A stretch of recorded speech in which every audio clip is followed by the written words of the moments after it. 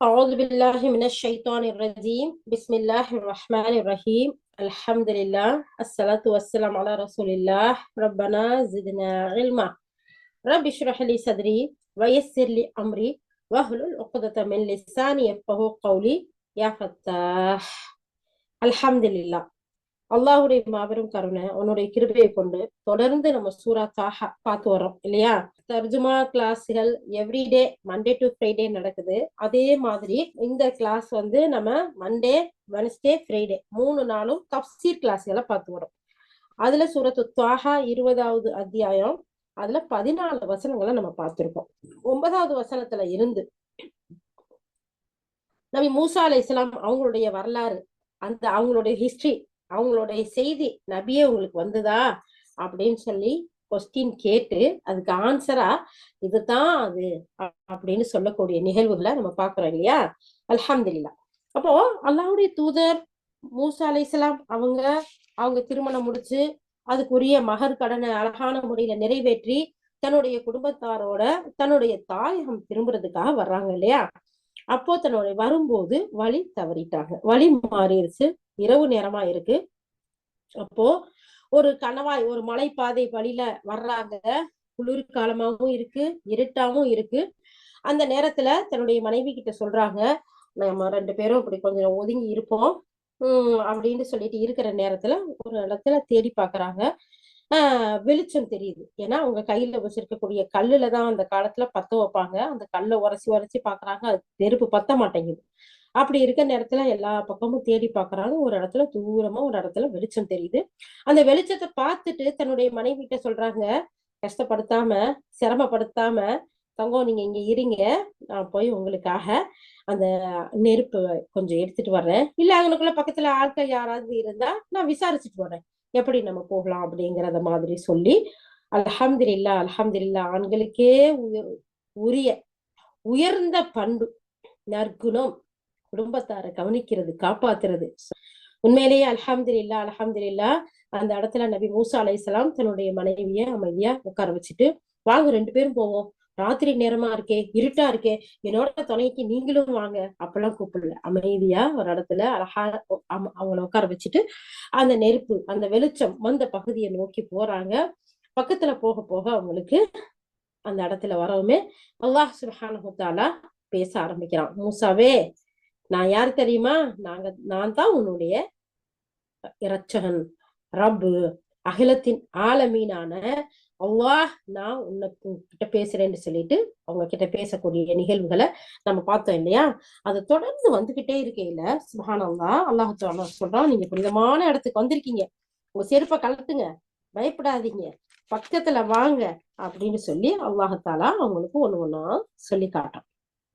அப்படி சொல்லும் போது அல்லாஹ் தஆலா பாருங்க, நபி மூசா அலைஹிஸ்ஸலாம் வர்றாங்க, உன்னுடைய இறைவன் நான் தான், நீங்க காலணியில கழட்டுங்க, இது புனிதமான பள்ளத்தாக்கு அப்படின்னு சொல்றாங்க, நான் உங்களை இறை தூதரா தேர்ந்தெடுத்துக்கிட்டேன், உங்களுக்கு அருளப்பட்ட இந்த செய்திய நீங்க கவனமா கேளுங்க, நிச்சயமா நான் தான் அல்லாஹ், வேற யாரும் இல்ல, என்னை தவிர வேற யாரையும் வழிபடாதீங்க, நீங்க எனக்கு மட்டுமே வழிபடுங்க, என்னை நினைவு கூறுவதற்காக தொழுகையை கடைபிடிங்க. முதல்ல அல்லாஹ் ஒருவன்கிற ஏகத்துவத்தை சொன்ன அல்லாஹ் சுப்ஹானஹு வ தஆலா அடுத்து கடமையாக்குனது தொழுகை அப்படிங்கிறத இந்த இடத்துல மூசா அலைஹிஸ்ஸலாம் அவங்களுடைய செய்தியில பாக்குறோம் இல்லையா? சரி, அதுக்கு அடுத்து அல்லாஹ் சுப்ஹானஹு வ தஆலா அடுத்தடுத்த விஷயங்களை சொல்லலாம்ல. ஏன் அல்லாஹ் தஆலா இந்த இடத்துல யுக முடிவு நாள் அப்படின்னு அல்லாஹ் தஆலா சொல்றான்? 15வது வசனம், இதுதான் இன்னைக்கு நாம பார்க்க வேண்டிய வசனம். இந்த 14 வசனங்கள் வரைக்கும் ஏகத்துவத்தை பத்தியும், அல்லாஹ் ஒருத்தங்கிறத பத்தியும், தொழுகையின் மூலம் அல்லாஹ்வை நினைவு கூறுவதை பத்தியும் தொடர்ந்து பார்த்தோம் இல்லையா? அதுல இன்னைக்கு நம்ம 15வது வசனத்தை அல்லாஹ் சுப்ஹானஹு வ தஆலா சொல்றான், இன்ன ஸஅத ஆதியத்துன் அகாது உஃபிஹா லிதுஜ்ஸா குல்லு நஃப்ஸின் பிமா தஸ்ஆ. அல்லாஹ் சுப்ஹானஹு வ தஆலா சொல்றான், யுக முடிவு நாள் கண்டிப்பா வந்தே தீரும்.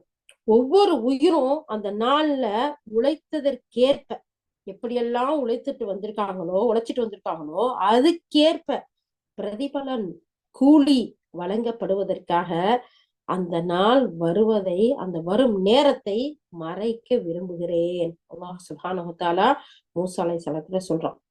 அந்த யுக முடிவு நாள், இறுதி முடிவு நாள், மறுமை நாள், அந்த அழிவு நாள் வந்தே தீரும். கண்டிப்பா வரும்.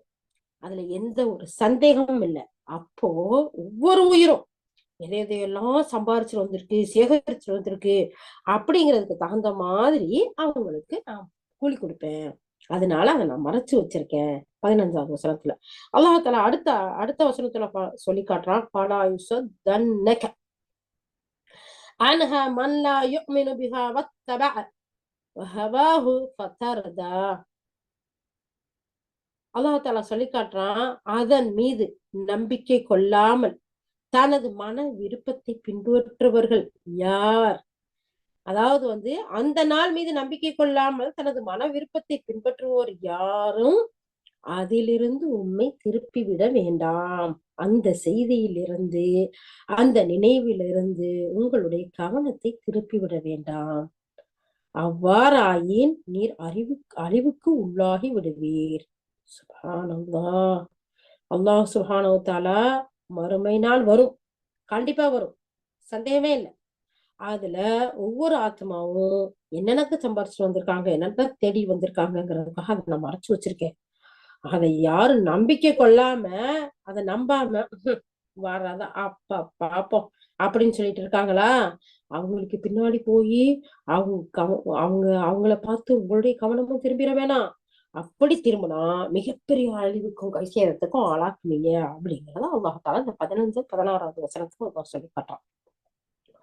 அப்போ இறைத்தூதர் மூசா அலைஹிஸ்ஸலாம் அவங்களுக்கு கொஞ்சம் தொலைவுல நெருப்ப கண்டு அதனால அவங்க போறாங்க, இறைவன் பேசுறான். அதனால மூசா அலைஹிஸ்ஸலாம் அவங்களுக்கு அல்லாஹுடைய உரையாடக்கூடிய ஒரு பாக்கியம் கிடைப்புற்ற ஒரு அலிமுல்லாஹ் அப்படின்னு சொல்லக்கூடிய ஒரு அடைமொழியும் இருக்குங்கிறத நம்ம பார்த்தோம் இல்லையா? அந்த வரிசையில அல்லாஹ் இந்த 15வது வசனத்துல அல்லாஹ் பேசுற யுக முடிவு நாள்ங்கிறது வந்தே தீரும். கண்டிப்பா அதுல சந்தேகமே இல்லை, அதுல ஐயமே கிடையாது அப்படின்னு அல்லாஹ் சொல்லிட்டு ஒவ்வொரு உயிரும் யார் யாரெல்லாம் அது எதுக்கு எடுத்துட்டு வந்திருக்காங்களோ, உழைச்சிட்டு வந்திருக்காங்களோ, அதற்கு பிரதிபலனா கூலியா நான் கொடுக்கணும்னு ஆசைப்படுறேன். அதனாலதான் நான் அதை மறைச்சிருக்கேன். அந்த யுக முடிவு நாள் எப்போது வருங்கிறத வேற யாருக்கும் நான் அறிவிக்க போறதே இல்லை அப்படிங்கிறத இப்னு அப்பாஸ் ரலியல்லாஹு இந்த வசனத்துக்கு கருத்து தெரிவிக்கிறாங்க. அதே மாதிரி சுத்தி ரஹ்மத்துல்லாஹ் சொல்றாங்க, வானவர்கள், உலகத்தில் உள்ள வையகத்தார் யாருக்குமே இந்த உலக முடிவு நாள் பற்றிய அறிவை உயர்ந்தோன் ஆகிய அல்லாஹ் சுப்ஹானஹு வ தஆலா அந்த அறிவை கொடுக்கவே இல்லை யாருக்குமேங்கிற ஒரு விளக்கத்தை இந்த வசனத்துக்கு கொடுக்குறாங்க. இப்னு மஸ்ஊத் ரலியல்லாஹு அவங்க ஓதுதலோட முறையில எப்படி இருக்குதான் அப்படின்னு சொன்னா, அத எனக்கு கூட நான் மறைக்க விரும்புறேன் அப்படிங்கிற மாதிரி இருக்கு. அதாவது இது அரபியர்களுடைய பேச்சு வழக்கப்படி பார்த்தா ஒரு மிகைப்படுத்தி பயன்படுத்தக்கூடிய ஒரு சொல்லா இருக்கு. அதாவது அந்த படைப்புகளுக்கு தெரியாமல் மறைச்சிட்டேன், இன்னும் முடிஞ்சா எனக்கும் தெரியாம நான் மறைச்சு வைக்கிற அளவுக்கு இது ரகசியமா நான் வச்சிருக்கேன் சொல்லக்கூடிய ஒரு விஷயம். இது அரபுகளுடைய பேச்சு வழக்கு. அதனால அந்த அவன் பாருங்களேன் எவ்வளவு நல்லவன் தெரியுமா அப்படின்னு சொல்லிட்டு டிஸ்கிரைப் பண்ணி அவங்கள பத்தி விவரிக்க ஆரம்பிப்பா. இருந்தா ஓவரா பேசாத, ரொம்ப மிகைப்படுத்தி பேசாத அப்படின்னு சொல்லுவாங்கல்ல. அந்த மாதிரி நம்மளுடைய பேச்சு வழக்கு மாதிரி அரபுகளுடைய பேச்சு வழக்கு. அல்லாஹ் சுப்ஹானஹு வ தஆலா சொல்றான்னா, நான் படைப்புகளுக்கு தெரியாம மறைச்சிட்டு இன்னும் ரகசியமா நான் வச்சிருக்கேன். ஏன்னு சொன்னா யார் யார் எவ்வளவு பலன்களை தேடிக்கிட்டு வர்றாங்கிறது பாக்குறதுக்காக. அதுக்கடுத்து இதே வசனத்துக்கு கதாத ரஹ்மமுல்லா சொல்றாங்க, அந்த யுக முடிவு நாள் வரும் நேரத்தை நெருக்கமான வானவர்கள், நபிமார்கள், இறை தூதர்கள் உள்ளிட்ட யாருக்குமே தெரிவிக்காம அல்லாஹ் மறைச்சிட்டான். அதத்தான் அல்லாஹ் சுப்ஹானஹு வ தஆலா இங்க சொல்றாங்கிறாங்க. இதுக்கு அல்லாஹ் சுப்ஹானஹு வ தஆலா வேறு வசனத்துல சொல்லக்கூடிய செய்திய இமாம் இப்னு கஸீர் ரஹ்மத்துல்லாஹி நமக்கு சொல்லி காட்டுறாங்க பாருங்களேன். அல்லாஹ்வை தவிர வானங்கள் மற்றும் பூமியில் உள்ளோர் யாரும் மறைவானவற்றை அறிய மாட்டார்கள் என்று நபியே நீர் கூறுகிறார்கள். 27வது அத்தியாயத்துல 65வது வசனம். இன்னொரு வசனத்தையும் எடுத்து கொடுக்குறாங்க, அது வானங்களிலும் பூமியிலும் கனமான நிகழ்ச்சியாக அமையும், அது உங்களிடம் திடீரென்று வரும். 7வது அத்தியாயம் 157வது வசனம். சுப்ஹானல்லாஹ். அது கனமான ஒரு விஷயமா, பாரமான ஒரு விஷயமா. அது திடீர்னு தான் வருமா. யார்கிட்டயும் சொல்லிட்டு லெட்டர் போட்டுக்கிட்டு மெசேஜ் அனுப்பிக்கிட்டு டெலிகிராம் வந்துட்டு அதெல்லாம் சொல்லிட்டு வர்றதில்ல. உம் அது திடீர்னு தான் வரும். அந்த யுக முடிவு நாளை அறிகிறது வானங்களில் உள்ளோருக்கும் பூமியில் உள்ளோருக்கும் ரொம்ப பாரமான ஒன்றா இருக்கும். சுப்ஹானல்லா, சுப்ஹானல்லா. இப்ப உலக அழிவு நாள்னு எடுத்துக்கங்களேன். அது பெருசா மழை வந்து வெள்ளம் வந்து அடிச்சுக்கிட்டு போனாதான், அப்படி இல்ல ஒரு பூகம்பம் வந்து இப்போ பூமி பொளந்து உள்ளுக்குள்ள இழுத்தாதான், இல்ல வேற வானம் இடிஞ்சு ஏதாச்சும் வந்து விழுந்தாதான் அப்பதான் முழுசா வரும். அப்படிங்கிறதுக்கு முன்னால நாம நம்மளுடைய இறுதி முடிவு, நம்மளுடைய மரண நேரம் நம்ம யாருக்காச்சும் தெரியுமா? தெரிஞ்சவங்க யாராச்சும் இருக்கிறாங்களா? நான் இந்த வருஷம், இந்த மாசம், இந்த வாரம், இந்த நாள்ல இத்தனை மணிக்கு நான் கிளம்பிடுவேன், ரெடி. நம்ம ஒவ்வொரு இடத்துக்கும் பயணம் கிளம்புறதுக்காக டிக்கெட் எல்லாம் கன்ஃபார்ம் பண்ணி பிளானிங் எல்லாம் வச்சிருக்கோமே, அந்த மாதிரி இது யாருக்காச்சும் தெரியுமா? எப்படி வரும்? திடீர்னு வருமா. சுப்ஹானல்லாஹ். லாஸ்ட் வீக் எங்க ஊர்ல ஒரு மரண செய்தி. சுப்ஹானல்லாஹ். நல்லா இருந்த பையன் திடீரென்று 46 அல்லது அதை விட கம்மியா ஏஜ் சொல்றாங்க. ஆரோக்கியமா ஹெல்த்தா வெல்த்தா இருந்த என்னுடைய ரிலேஷன்ல ஒருத்தர் சுப்ஹானல்லாஹ் வெளியே கிளம்புறதுக்காக ஒய்ஃப ட்ரெஸ் எடுத்து வைக்க சொல்லியிருக்கிறாங்க. போய் கை கால் முகம் கழுவிட்டு நான் கிளம்பணும்னு சொல்லிட்டு, அவ்வளவுதான். போய் உள்ள போனவரு டோரு சத்தம் ஹார்டா கேட்டிருக்கு. ஒய்ஃப் போய் எப்பயும் நீங்க சாப்பிட்டா தானே இருப்பீங்க, ஏன் இவ்வளவு சத்தமா கதவு டோரை லாக் பண்றீங்க அப்படின்னு போய் பார்க்க போயிருக்காங்க. அந்த இடத்துலயே விழுந்தாரு. பக்கத்துல இருந்து பாக்குறதுக்குள்ளாட்டியும் உயிர் பிறந்துருச்சு. அவ்வளவுதான் துன்யாவுடைய வாழ்க்கை. யாருக்கும் எதுவும் சொல்லிட்டு வராது. அவருக்கு தெரிஞ்சிருந்தா வெளியே கிளம்பணும்னு நினைச்சிருப்பாரா? நான் இல்ல ஒய்ஃப் கிட்ட சொல்லியிருக்க மாட்டாரா? அப்போ அல்லாஹு தாலா சொல்றான், அது கனமானது, அது பாரமானது, அது உங்களுக்கு திடீர்னு தான் வரும். ஒவ்வொருத்தருக்கும் அவங்களுடைய லைஃப் முடிகிறது தான் மிக முடிவு நாள். அதுக்கடுத்து ஒரு தஸ்பீ செய்ய முடியுமா? ஒரு சுப்ஹானல்லாஹ் சொல்ல முடியுமா? ஏதாச்சும் ஒண்ணுக்கு அவகாசம் கிடைக்குமா? நோ. எந்த ஒண்ணுக்கும் யாருக்கும் எப்போதும் கிடைக்க போறது இல்ல. அல்லாஹ் தாலா சொல்றான், அல்லாஹ்வுடைய தண்டனைக்கு நீங்க அவசரப்படுறீங்களா? கவலைப்படாதீங்க. அது வந்துட்டா ஒரு நொடி பொழுது கூட முந்தாது பின்காது, ஏன் கண் சிமிட்டும் நேரம் கூட. அப்படிங்கிறத அல்லாஹ் சுப்ஹானஹு வ தஆலா சொல்லி காட்டுறான். அப்போ அந்த யுக முடிவு நாள் வர்றதுக்கு முன்னாடி நமக்கு அல்லாஹ் தாலா கொடுத்திருக்கக்கூடிய சந்தர்ப்பம், நமக்கு அல்லாஹ் சுப்ஹானஹு வ தஆலா கொடுத்திருக்க அவகாசம், ஒவ்வொன்னையும் நாம் அழகிய முறையில பயன்படுத்தணுங்கிறதுக்கு எவ்வளவு ஒரு அழகான ஒரு வசனமா இருக்கு பாத்தீங்களா? அப்போ அல்லாஹ் தாலா அந்த வசனத்திலேயே சொல்றான், நான் ஏன் மறைச்சிருக்கேன்னு தெரியுமா? யார் யார் என்னென்ன கொண்டு வராங்கன்னு பாப்போமே. நான் ஒரு விஷயத்த சர்ப்ரைஸா வச்சிருக்கேன், பாத்துருவோம். இங்க யார் யாரு எதை எப்படி இப்ப வர்றீங்க அப்படின்னு சொல்லிட்டு. நம்ம தான் சர்ப்ரைஸ் வைக்கிறதுக்கா? சர்ப்ரைஸுங்கிறது ஒரு மறைவானது அல்லாஹ் சுப்ஹானஹு வ தஆலாவுடைய சுன்னஹ்ல உள்ளதா இல்லையா? அல்லாஹ் அக்பர். அல்லாஹ் தாலா இந்த இடத்துல சொல்றான் பாருங்க. அல்லாஹ் ஒவ்வொரு உயிரும் தான் அதற்கேற்ப எவ்வளவு உழைத்து கொண்டு வந்திருக்கிறாங்க அப்படிங்கிறத பாக்குறதுக்கும், அவங்களுக்கு அதனுடைய பிரதிபலனை, கூலிய, வெகுமதிகளை கொடுக்கறதுக்காக தான் நான் மறைச்சிருக்கேன்னு அல்லாஹ் சுப்ஹானஹு வ தஆலா இந்த இடத்துல குறிப்பிட்டு காட்டுகிறான்னு சொல்லி இமாம் இப்னு கஸீர் ரஹ்மத்துல்லாஹ் நமக்கு எழுதி காட்டுறாங்க. இதுல இந்த நாள் வர்றதுக்கு சந்தேகமே இல்லை. கண்டிப்பா இது வரத்தான் செய்யும். யாரு சந்தேகப்பட்டிருந்தா நபி அவங்களுக்கு பின்னாடி போயிடாதீங்கிறதையும் அல்லாஹ் சுப்ஹானஹு வ தஆலா சொல்லி காட்டுறான். இன்னொரு இடத்துல அல்லாஹ் சுப்ஹானஹு வ தஆலா சொல்றான், அணுவளவு நன்மை செய்தவரும் அதை காண்பார், அணுவளவு தீமை செய்தவரும் அதை காண்பார். 99வது அத்தியாயம் 7வது 8வது வசனம் சூரா ஜில்சால் அல்லாஹ் தாலா சொல்லி காட்டுறான். அப்போ இன்னொரு வசனத்தையும் இங்க ரெஃபரன்ஸா கொடுக்குறாங்க. நீங்கள் எதை செய்து கொண்டிருந்தீர்களோ அதையே பிரதிபலனாக வழங்கப்படுவீர்கள். 52வது அத்தியாயத்துல 16வது வசனம், 66வது அத்தியாயத்துல 7வது வசனம், சேம் விஷயம், ஒரே மாதிரியான வசனங்கள். அல்லாஹு அக்பர். அப்ப இதுல இந்த வசனங்கள் எல்லாம் நமக்கு கண்ணு முன்னாடி எழுதி அங்கங்க ஒட்டி வச்சுக்கணும். நம்ம அனுபவம் செஞ்சாலும் நன்மை செஞ்சாலும் அதை பாத்துருவோமா, தீமை செஞ்சாலும் பாத்துருவோமா, அநியாயம் செய்யலாமா? பொய் பேசலாமா? அடுத்தவங்கள சொத்துக்களை அபகரிக்கலாமா? திருடலாமா? விபச்சாரம் செய்யலாமா? ஆல்கஹால் குடிக்கலாமா? சீசுண்டு தட்டலாமா?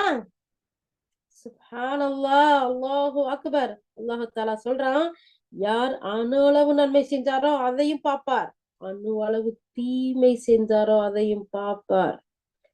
இது அல்லாஹுடைய வார்த்தை, அரசியல்வாதியுடைய வார்த்தை இல்ல. அனைத்தையும் படைத்த ரட்சகனுடைய வார்த்தை. அல்லாஹ் தஆலா சொல்லி காட்டுறான், நீங்க எதை செஞ்சுக்கிட்டு இருந்தீங்களோ அதோட பிரதிபலன் தான் உங்களுக்கு, அதல்லாதது வேற இல்ல. ஊருக்கெல்லாம் உபதேசம். எனக்கு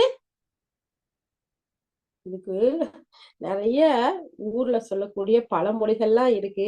இருந்தாலும் அல்லாஹுடைய வசனமே மேலானதா இருக்கு. அல்லாஹு அக்பர், அல்லாஹு அக்பர். அப்போ நாம எந்த நேரத்துல நம்மளுடைய ரூஹு பிரியும், எந்த நேரத்துல மரணம் வரும், எந்த நேரத்துல யுக முடிவு வருங்கிறது, நம்மளுடைய முடிவு வருங்கிறது நமக்கு தெரியாது.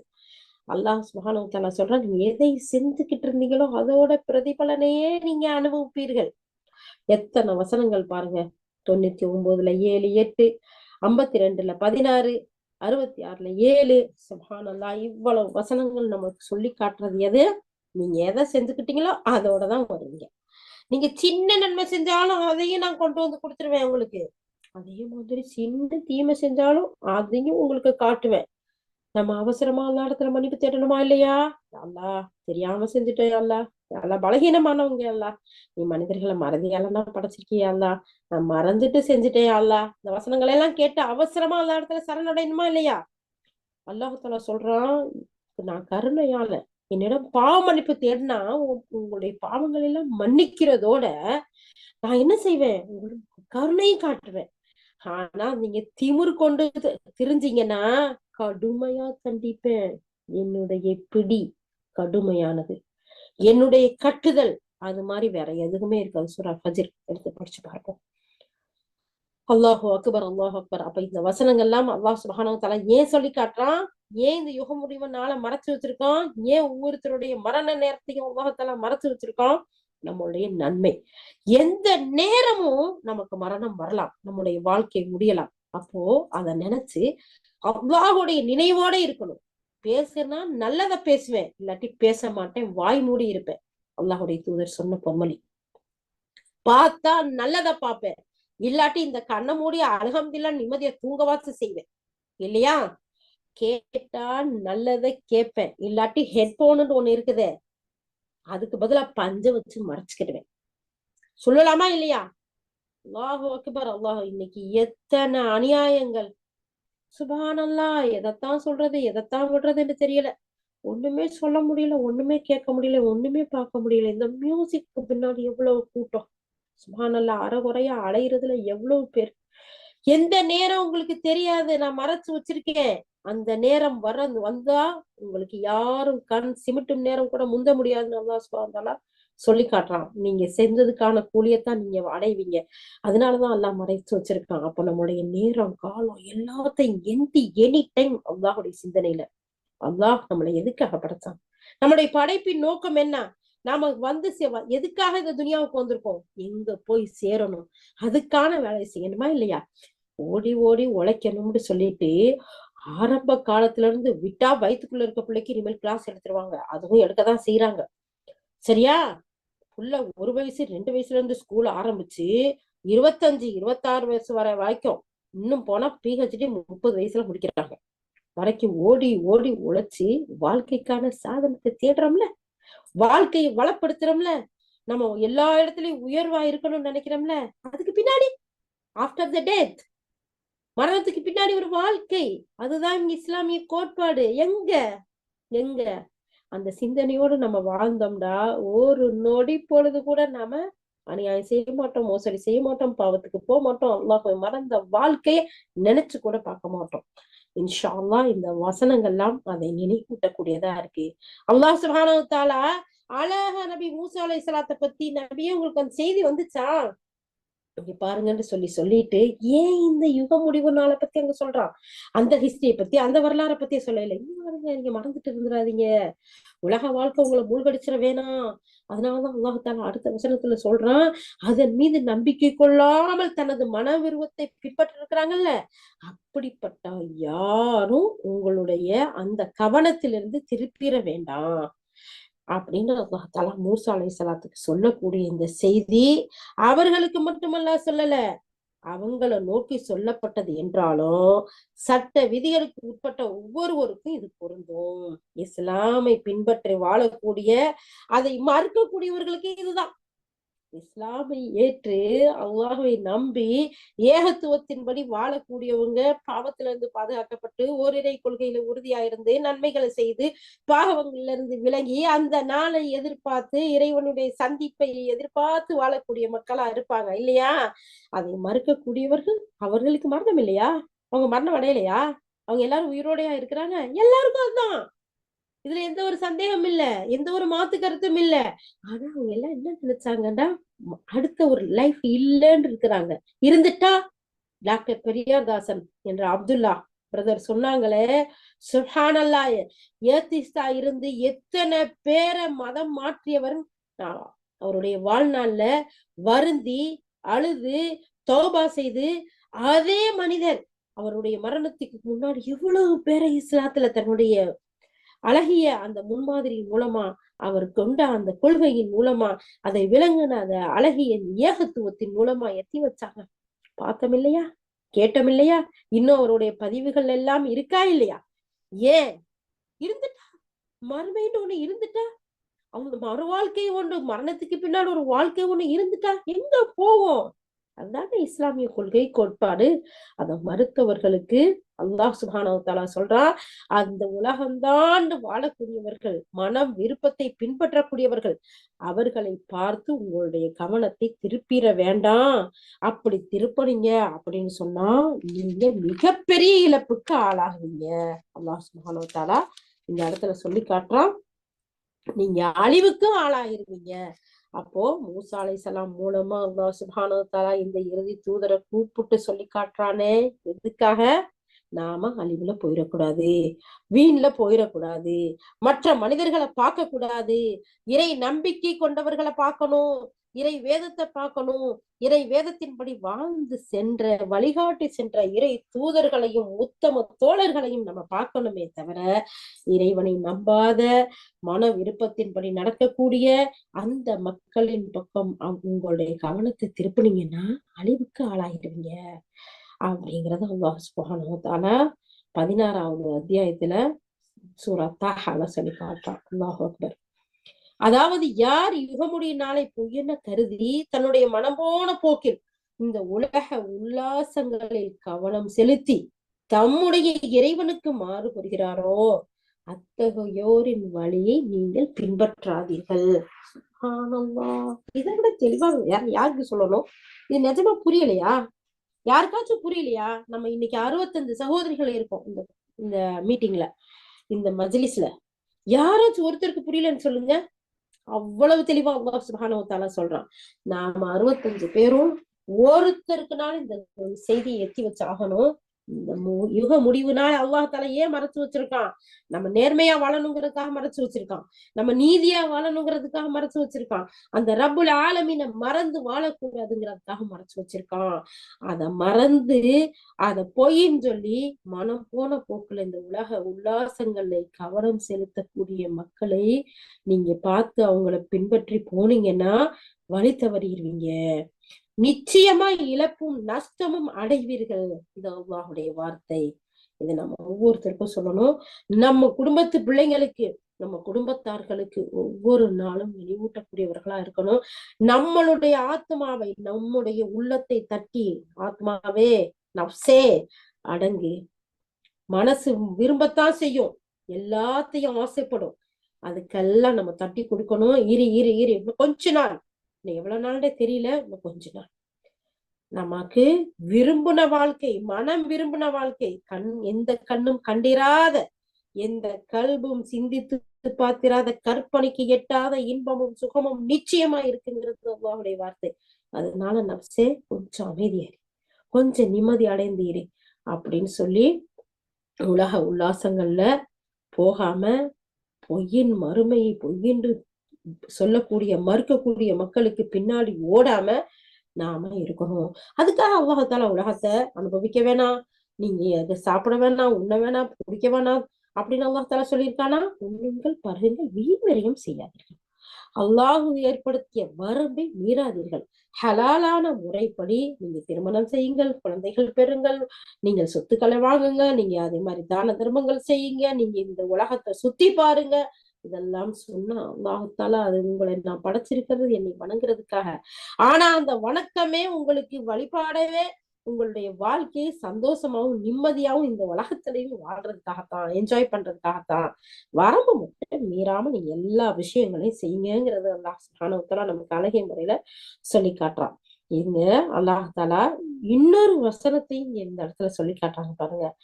அல்லாஹ் கூறுகின்றான், அவன் அழிவுக்கு ஆளாகும் போது அவனது செல்வம் அவனுக்கு எந்த பயனும் அளிக்காது.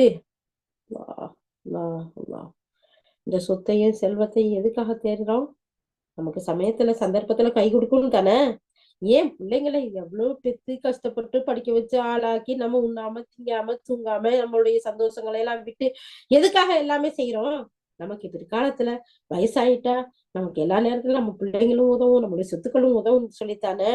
ஆனா அல்லாஹ் சொல்றான், அல்லாஹை மறந்து மறுமையை பொய்யாக்கி மனம் போன போக்கில் வாழக்கூடியவர்களுக்கு அவர்கள் அழிவுக்கு ஆளாகும் போது அவனது செல்வம் அவனுக்கு எந்த ஒரு பயனும் தளிக்காது. 92வது அத்தியாயம் 11வது வசனம்.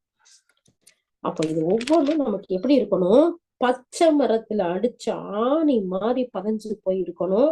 எது? 15வது 16வது வசனம் சூரா தாஹால சொல்லி இருக்கிறது. இது நமக்கு அந்த மாதிரி பசுமையா இருந்தாதான் அந்த மறுமையை நம்பி மறைத்து வைக்கப்பட்ட அந்த செய்தியை நம்பி அல்லாஹ்வுக்கு நேர்மையா அவனுடைய நினைவோட வாழ்வோம். அவனை மறந்து மறுத்து வாழக்கூடிய மக்களை பார்த்து அவர்கள் பின்னால் ஓட மாட்டோம் இல்லையா? பாவங்கள் செய்ய மாட்டோம், அநியாயங்கள் மோசடிகள் பக்கம் சிந்திக்க கூட மாட்டோம். இன்ஷா அல்லாஹ். வாங்க அடுத்து பார்ப்போம். 17வது வசனம்.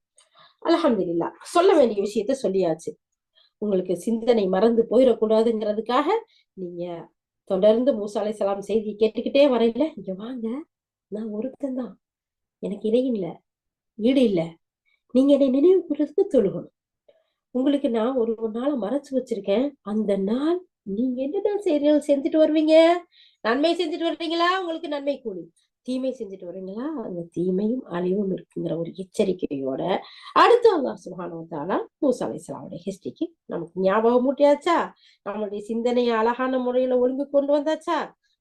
ஓகே வாங்க இப்ப மறுபடியும் மூசா அலைஹிஸ்ஸலாம் என்னமெல்லாம் செஞ்சாங்க அவங்களுடைய ஹிஸ்டரிக்கு நம்ம தொடருவோம் அப்படின்னு அல்லாஹ் சுப்ஹானஹு வ தஆலா கூட்டிட்டு போறான். அடுத்து 17வது வசனம்.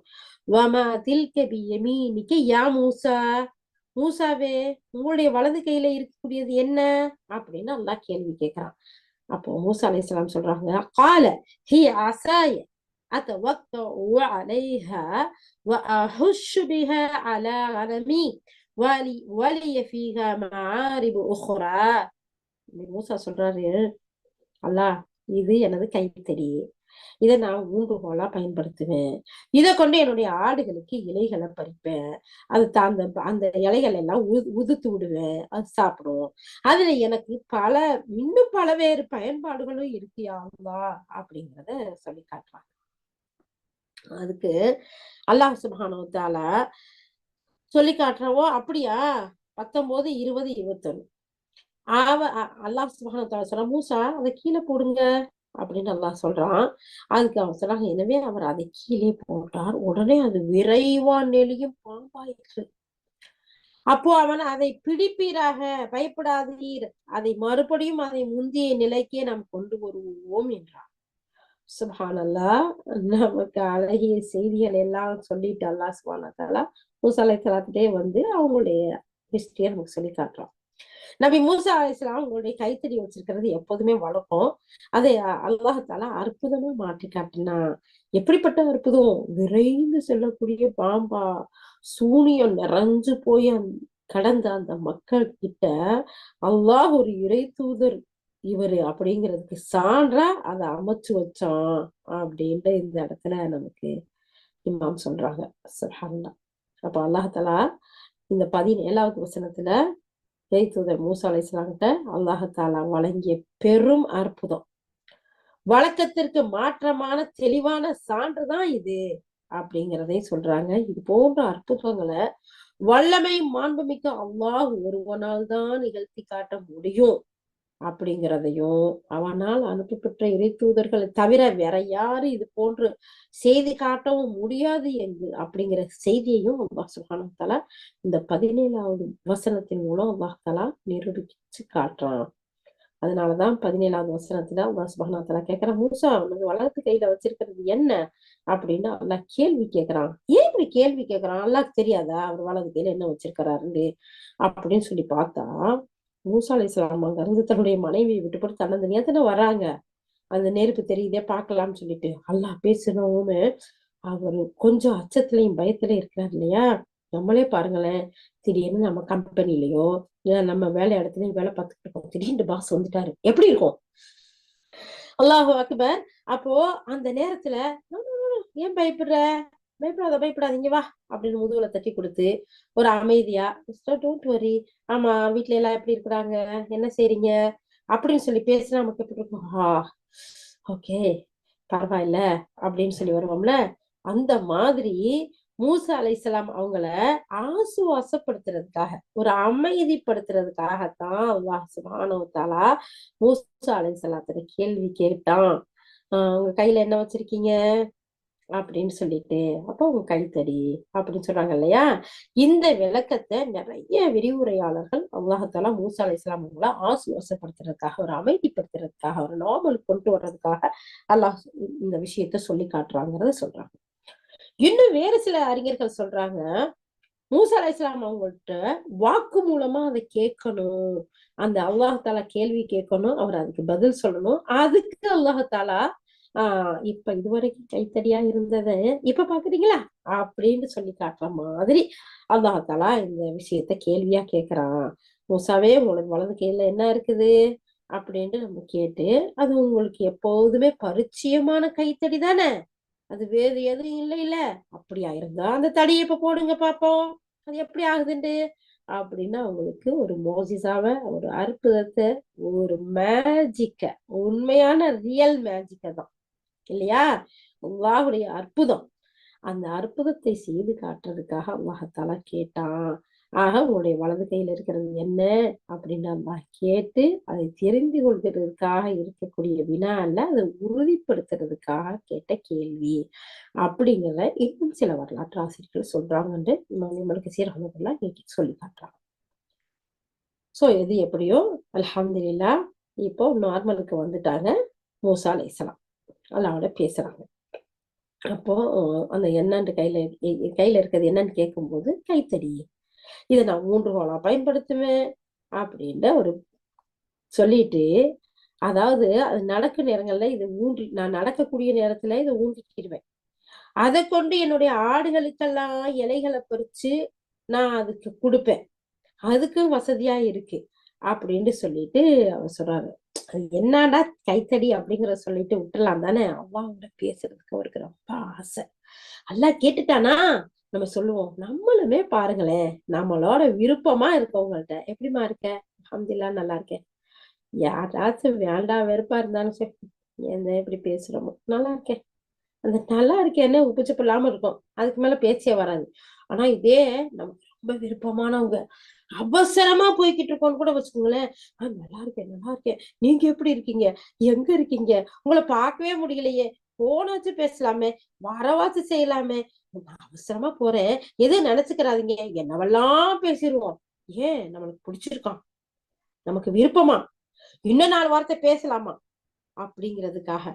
ஆனா சுப்ஹானல்லாஹ், பாருங்க அல்லாஹ் சுப்ஹானஹு வ தஆலாவோட பேசுறதுக்கு யாருக்குத்தான் விருப்பம் இல்லாம இருக்கும். அல்லாஹு அக்பர். அந்த ஒரு வாய்ப்பு அல்லாஹ் சுப்ஹானஹு வ தஆலா மூசா அலைஹிஸ்ஸலாத்துக்கு கொடுத்திருக்கான் இல்லையா? அப்ப மூசா அலைஹிஸ்ஸலாம் சொல்றாங்க, நான் வச்சிருக்கிறது தடி, இது நான் நடக்கையில ஊண்டிக்கிடுவேன், அப்புறம் நான் என் தேவைகளுக்கு ஆடுகளுக்கு இதுல இருந்து நான் என்ன செய்வேன், இதெல்லாம் பறிச்சு கொடுப்பேன், இப்படின்ட்டுலாம் சொல்லிட்டு சொல்றாங்க. அதுக்கு அடுத்து இதுல எனக்கு இன்னும் பல பயன்கள் இருக்கு அப்படிங்கிறதை மூசா அலைஹிஸ்ஸலாம் அல்லாஹ் சுப்ஹானஹு வ தஆலாட்ட சொல்லி காட்டுறாங்க. இதுல பல பயன்களும், பல தேவைகளும், பல நன்மைகளும் இது மூலம் எனக்கு கிடைக்குது அப்படிங்கிறாங்க. அப்போ மூசா அலைஹிஸ்ஸலாம் அவங்க இந்த கைத்தடியில இருந்து இதுக்கு முன்னாடியே பல அற்புதங்களை வெளிப்படுத்தி காட்டுனாங்கன்னு இஸ்ராயேல் மக்கள் கதை சொல்றாங்க. ஆனா அது உண்மையானது இல்ல அப்படிங்கிறத நிரூபிக்கிறதுக்கும் இது அதனால முதல்ல இருந்த வரைக்கும் அது கைத்தடியாத்தான் இருந்துச்சு, பாம்பாவெல்லாம் மாறல. அல்லாஹ் சுப்ஹானஹு வ தஆலா இதுக்கு பின்னாடிதான் அத அல்லாஹாலா அந்த மாதிரி அமைச்சு கொடுத்தான். இது அவனுடைய அற்புதத்துல ஒண்ணா இருக்குன்னு இமாம் இப்னு கஸீர் ரஹ்மத்துல்லாஹ் இந்த இடத்துல நமக்கு சொல்றாங்க. அதனால பழங்கதைகளை நம்ம நம்ப தேவையில்லை. அல்லாஹ் சொல்லக்கூடிய இந்த விஷயங்கள் உண்மையானதுங்கிறத நம்ம நம்பலாம் அப்படிங்கிறத இந்த இடத்துல உறுதிப்படுத்தி காட்டுறாங்க. சுப்ஹானல்லாஹ். அதுக்கு அடுத்து 19வது வசனம். அதுக்கு அடுத்து அந்த என்ன செய்யறாங்க, நபி மூசா அலைஹிஸ்ஸலாம் அந்த தடியை அல்லாஹ் சொல்றான் அதை கீழே போடுங்க. மூசாவே அந்த கையில இருக்க தடியை கீழே போடுங்க அப்படின்னு 19வது வசனத்துல சொல்றான். அவர் என்ன செய்யறாரு, அதை கீழே போடுறாரு. 20வது வசனம் பாருங்களேன். அவர் அதை கீழே போட்டாரு. அது உடனே விரைவா நெளிந்து சொல்லக்கூடிய பாம்பா மாறிடுச்சு. எப்படி இருக்கும், சும்மா திடுக்கிட்டு போயிடாது. அப்போ அது வளைஞ்சு நெளிஞ்சு போறக்கூடிய பெரிய பாம்பா இருக்கு. அந்த கைத்தடி கீழே போட்டதுமே மிக நீளமான பாம்பா மாறி வேகமா அசைய தொடங்குது. அந்த பாம்பு பத்தி சொல்லையில ஜான் வகை பாம்பு போன்று இருந்துச்சு. ஆனா அந்த ஜான் வகை பாம்புங்கிறது சின்னதா இருக்குமா அளவுல. ஆனா வேகமா போகுமா. ஆனா மூசா அலைஹிஸ்ஸலாம் வச்சிருக்கிற அந்த கைத்தடியோட இதுல அந்த பாம்பு பெருசா இருந்துச்சாம், அளவுலயும் பெருசா இருந்துச்சாம், அசைவுலயும் வேகமா இருந்துச்சாம். அந்த மாதிரியான இருக்கும். அவர் பயப்படுறாரு. இந்த இடத்துல இப்னு அப்பாஸ் சொல்றாங்க, மூசா அலைஹிஸ்ஸலாம் அவங்களுடைய கைத்தடி அதுக்கு முன்னாடி பாம்பா மாறியதே கிடையாது. இதுக்கு முன்னாடி கதைகள்லாம் சொல்றாங்க இல்லையா, இஸ்ரவேலர்கள் அந்த மாதிரி எல்லாம் மாறியது கிடையாது. இதுக்கு பின்னாடிதான் அல்லாஹ் அவர்களை நபியா தேர்ந்தெடுத்து அவனுடைய மோஜிசாவை அவனுடைய அற்புதத்தை கொடுத்ததுக்கு பின்னாடிதான். அதுக்கு முன்னாடி இது மாறினது இல்லை. அந்த பாம்பு ஒரு மரத்துக்கு பக்கத்துல போச்சு. அது அப்படியே அந்த மரத்தை திண்டு முடிச்சிருச்சு. அடுத்து அந்த பாம்பு ஒரு பாறைக்கு பக்கத்துல போச்சு. அந்த பாறைய அப்படியே விழுங்கிருச்சு. அந்த பாம்பனுடைய வயிற்றுக்குள்ள பாறை விழக்கூடிய சத்தம் மூசா அலைஹிஸ்ஸலாம் கேக்குறாங்க. அப்போதான் மூசா அலைஹிஸ்ஸலாம் என்ன செஞ்சுட்டாங்க, ரொம்ப பயந்துட்டாங்க. புறமுதுகிட்டு ஓடுனாங்க. யாருதான் பயப்பட மாட்டா. கையில வச்சிருந்த தடி கீழே போட்டது பாம்பானாவே பாம்பை கண்டா படையும் நடுங்கும் சொல்லுவாங்க இல்லையா. ஏன்னா இப்ப எவ்வளவு பெரிய படையும் பாம்பை பார்த்தது என்ன செய்யும், நடுக்கம் வரும். அப்புறம்தான் தைரியம் எல்லாம். அந்த மாதிரி இவங்களுக்கு அதுவே. ஆனா இந்த பாம்பு எப்படி இருக்குது, சுப்ஹானல்லாஹ். அதை பார்த்ததுமே ஒரு ரொம்ப பயம் வந்துருச்சு. அதை அடுத்து மூசா அலைஹிஸ்ஸலாம் என்ன செய்றாங்க, ஓடுறாங்க. அண்ணா அல்லாஹ் தஆலா சொல்றான், என்னுடைய இடத்துல என்னுடைய தூதர்கள் அஞ்ச மாட்டாங்க, பயப்பட மாட்டாங்க, அதை பிடிங்கன்னு அல்லாஹ் தஆலா சொல்றான். அவர் பிடிக்கல. 2வது தடவையா அல்லாஹ் தஆலா சொல்றான், அதை பிடிப்பீராகண்டு. அவர் பயப்பட வேண்டாண்டு. ஆனாலும் அதை பிடிக்கவே இல்லை. 3வது முறையா அல்லாஹ் சுப்ஹானஹு சொல்றான், அதை பிடிப்பீராக, அஞ்சாதீர்கள், நிச்சயமாக பாதுகாப்பு பெற்றவர்கள் நீங்களும் ஒருத்தரா இருக்கீங்க. 28வது அத்தியாயம் 31வது வசனத்துல அல்லாஹ் தஆலா சொல்றான். அப்புறம்தான் அவர் என்ன செய்யறாரு, அந்த பாம்பை பிடிக்கிறாரு அப்படிங்கிற செய்திய இப்னு அப்பாஸ் அறிவிக்கிறாங்க. இந்த செய்தி தப்சீர் தபரி, தப்சீர் இப்னு அபி ஹாத்திம்ல பதியப்பட்டிருக்குது அப்படின்னு சொல்லிட்டு இமாம் இப்னு கஸீர் ரஹ்மத்துல்லாஹ் கொடுக்குறாங்க. இந்த செய்திக்கு, இந்த வசனத்துக்கு விளக்கமா வஹ்பின் முனப்பஹ் ரஹ்மத்துல்லாஹ் அவங்க சொல்றாங்க, மூசா அலைஹிஸ்ஸலாம் இருக்கிறாங்கல்ல, அவங்க அவங்களுடைய கைத்தடிய தரையில போட்டாங்கல்ல, அந்த போட்டதுமே அது என்ன ஆச்சு, அது பார்ப்பவர்களுடைய கண்ணுக்கு நன்கு தெரியக்கூடிய அளவுக்கு மிகப்பெரிய பாம்பா மாறுச்சு. எதையோ பிடிக்க விரும்புற மாதிரி, எதையோ தேடுறது மாதிரி அப்படி ஊந்து போச்சு அந்த பாம்பு. அது ஒரு பாறையை கடந்து போகும்போது அந்த பாறைய அப்படியே முழுங்கிருச்சு. ஒரு பெரிய மரத்தோட அடிப்பாகத்தை தன்னுடைய கோர பல்லால அப்படி குத்தி கத்தி மாதிரி அப்படியே கடிச்சு வேரோட சாச்சிருச்சு. அதோட கண்ணை பார்த்தா நெருப்புக்கு மாதிரி அப்படி நெருப்ப கக்குற மாதிரி இருக்கு.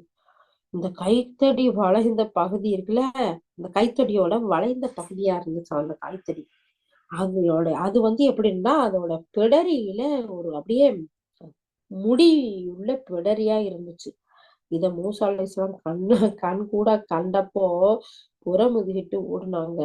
அவங்க திரும்பியே வரல. எப்படின்னா ரொம்ப தூரத்துக்கு ஓடிட்டாங்க. மூசா அலைஹிஸ்ஸலாம் பாம்ப தோக்கடிச்சிட்டோம், நம்ம தப்பிச்சிட்டோம்டா அப்படின்னு நினைச்சாங்க. பின்னாடி தன்னுடைய இறைவனை நினைத்து வெட்கப்படுறாங்க. நாணம் விட்டு அப்படியே நின்றுட்டாங்க. என்னடா அப்பா, இறைவனுக்கு முன்னாடியில நம்ம நின்றோம், இப்படி ஓடி வந்துட்டோமேன்னு வெட்கப்பட்டு அந்த ஓடுற ஓட்டத்துல நிக்கிறாங்க. அப்பதான் அல்லாஹ் சுப்ஹானஹு வ தஆலா, மூசாவே நீங்க ஏற்கனவே இருந்த இடத்துக்கு திரும்பி வாங்க, திரும்பி செல்வீராகன்னு அல்லாஹ் தஆலா கட்டளையிட்டான். அதனால அப்பையும் கடுமையான அச்சத்தோட திரும்பி வந்தாங்கங்கிற ஒரு செய்திய வஹ்ப் பின் முனப்பஹ் ரஹ்மத்துல்லாஹ் சொல்லி காட்டுறாங்க. அப்ப பாருங்க, அல்லாஹ் சுப்ஹானஹு வ தஆலா அவங்க எந்த அளவுக்கு அந்த கைத்தடி கீழே போட்டதும் அந்த பாம்பாகவும் எவ்வளவு பயப்படுறாங்கன்னு அல்லாஹ் தஆலா சொல்றான். மூசாவே நீங்க பயப்படாதீங்க, உங்க கூட நான் இருக்கேன். அது மட்டும் இல்ல, நீங்க பாதுகாக்கப்பட்ட ஒருத்தரா இருக்கிறீங்க அப்படிங்கறதையும் சொல்றாங்க. அப்பதான் அல்லாஹால அத உங்களுடைய வலது கரத்துல பிடிப்பீராக, பயப்படாதீங்க, அத மறுபடியும் முந்தைய நிலைக்கே நம்ம கொண்டு வருவோம் அப்படின்னு அல்லாஹ் சொல்றான். அப்பதான் மூசா அலைஹிஸ்ஸலாம் என்ன செய்யறாங்க, அந்த பாம்பு பிடிக்கிறதுக்கு கம்பளியிலான ஒரு வகையான ஆடைய குச்சியால குத்தி அவங்க போட்டிருக்கிறாங்க. அந்த பாம்பை பிடிக்கிறதுக்கு கையில அந்த கம்பளி பொறி சுத்திக்கிட்டு அதோட ஓரத்தை வச்சு பிடிக்க போறாங்க. அப்போ ஒரு வானவர் நீங்க இத தவிர்த்து கொள்ள நினைச்சா தீங்கு ஏற்படும் அப்படின்னு சொல்லி அல்லாஹ் விதித்துட்டா, இந்த கம்பளி ஆடை உங்களை எதையும் தவிர்த்துடுமா என்ன, சொல்லுங்க அப்படின்னு கேக்குறாங்க. அதுக்கு மூசா அலைஹிஸ்ஸலாம் இல்ல இல்ல, இருந்தாலும் நான் பலவீனமானவனா இருக்கேன், பலவீனமா படைக்கப்பட்டிருக்கேன்னு சொல்லி கையில இருந்த அந்த கம்பளி ஆடைய அகற்றுறாங்க. அதுக்கு பின்னாடி தன்னுடைய வெறும் கையில பாம்பு பிடிக்கிறாங்க. அந்த பாம்போட வாய் மேல கை வைக்கிறாங்க. அப்ப அந்த பாம்போடைய பற்கள் நர நரண்டு கடிக்குது. அதோட சத்தத்தையும் கேக்குறாங்க. அதுக்கு பின்னாடி அதை பிடிக்கிறாங்க. உடனே அது அவருக்கு ஏற்கனவே அறிமுகமான அந்த கைத்தடியா மாறிடுச்சு. சுப்ஹானல்லாஹ். இவ்வளவு அல்லாஹ் சொல்லியும் அந்த அச்சமும் பயமும் பாருங்க மூசா அலைஹிஸ்ஸலாத்துக்கு. கையில கம்பளி போர்வையை சுத்திக்கிட்டு பிடிக்க போறாங்க. மலக்கு சொல்றாங்க, அல்லாஹ் ஒரு தீங்கு உங்களுக்கு செய்யணும்னு நாடிட்டான்னா இந்த கம்பளி தடுக்குமா? இல்ல இல்ல. ஆமா, ஆனாலும் நான் ஒரு பலகீனமா படைக்கப்பட்டிருக்கேனே, பலவீனமானவனா இருக்கிறேனே அப்படின்னு சொல்லிட்டு என்ன செய்யறாங்க, அந்த கம்பளி போர்வையை கையில இருந்து எடுத்துட்டு டைரக்டா கையால அந்த பாம்பை பிடிக்கிறாங்க. அல்லாஹாலா அவங்களுக்கு ஏற்கனவே இருந்த அறிமுகமான கைத்தடியா அல்லாஹ் மாறுறான். சாதாரணமாக மூசா அவங்க தன்னுடைய அந்த கைத்தடியை ஊன்றும் போது அதனுடைய கைப்பிடியில 2 கணுக்களுக்கு இடையே தனது கைய வச்சிருப்பாங்க. அப்ப அந்த இடத்துலயே அவர்களுடைய கை யதார்த்தமா அமைஞ்சிருந்துச்சு. அதையே மறுபடியும் அதை முந்திய நிலைக்கு கொண்டு வருவோம்னு அல்லாஹ் சொல்றான் இல்லையா. அவங்க இப்படி இப்படி ஒரு புடி மாதிரி இப்படி இருக்கும் போல தெரியுது. அதுல கையில நடுவுல புடிச்சு அவங்க புடிச்சிருப்பாங்களாம். அதே இடத்துல அப்படி புடிச்ச நிலைக்கு அந்த கம்பு வந்துருச்சு. இதுக்கு முன்னாடி அறிமுகப்படுத்தப்பட்ட அதே நிலைக்கே நம்ம கொண்டு வருவோம்னு அல்லாஹ் சொல்றான் இல்லையா. அதத்தான் இந்த இடத்துல சொல்றான். இந்த இடத்துல தப்சீர் இந்த செய்திகள் எல்லாம் இப்னு அபி ஹாத்தம்ல பதியப்பட்டிருக்கு அப்படிங்கிற செய்திய இமாம் இப்னு கஸீர் ரஹ்மத்துல்லாஹ் சொல்றாங்க. இதுவே இந்த செய்தி விவிலியம் பழைய ஏற்பாட்டுல பதியப்பட்டிருக்கு. அதுல எப்படி பதியப்பட்டிருக்குன்னு சொன்னா, கர்த்தர் அவரை நோக்கி உன் கையில் இருக்கிறது என்னன்னு கேட்டார்.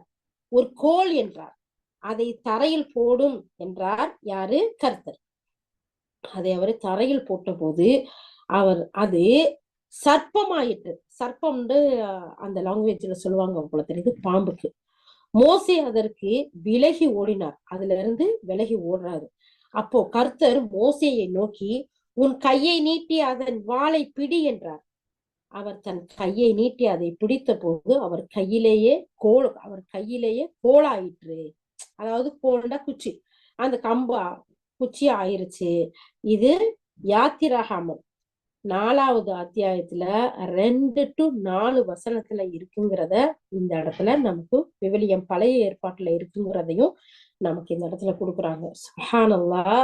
அப்போ மற்ற வேதத்துகள்லயும் அல்லாஹ் சுப்ஹானஹு தஆலா இந்த விஷயத்த சொல்லியிருக்கான் இப்படி அப்படிங்கிறதையும் நமக்கு இந்த இடத்துல எடுத்து காட்டுறாங்க. அல்லாஹ் அக்பர், அல்லாஹ் அக்பர். இவ்வளவு உண்மையான செய்திகள் தெரிஞ்சிருந்தும் முன்னர் வேதம் கொடுக்கப்பட்டவங்க இறுதி தூதரை பத்தியும் இறுதி நபிய பத்தியும் இவ்வளவு விஷயங்களும் தெரிஞ்சும் அந்த நபியை ஏற்காம, அந்த தூதரை ஏற்காம, அவங்க கொண்டு வந்த வேதத்தை நிராகரித்து எப்படி வாழ முடியுது? அதனாலதான் ஒவ்வொரு நாளும் ஓதக்கூடிய அந்த தொழுகையில நம்ம சொல்றோம், யா அல்லாஹ் கோபத்துக்கும் சாபத்துக்கும் உரிய அந்த மக்களுடைய வழியை நாங்க பின்பற்றக்கூடாது யா அல்லாஹ் அப்படின்னு சொல்லிக்கிட்டே அவங்க வாழ்ந்த வாழ்க்கையின் பக்கம் போலாமா? அவங்க செய்யற செயல்கள் நம்ம செய்யலாமா? அல்லாஹ் பாதுகாக்கணும், அல்லாஹ் பாதுகாக்கணும். அல்லாஹ் சுப்ஹானஹு வ தஆலா இப்படியே அல்லாஹுடைய தூதர் மூசா அலைஹிஸ்ஸலாம் அவர்களை அவன் பக்கம் எப்படி தேர்ந்தெடுத்தான், அவங்களுக்கு எப்படிப்பட்ட மோஜிசாக்களை கொடுத்தான். அதுல ஒரு மோஜிசா தான் அவங்க கையில இருக்கக்கூடிய தடி பாம்பாக மாறிய அற்புதம்.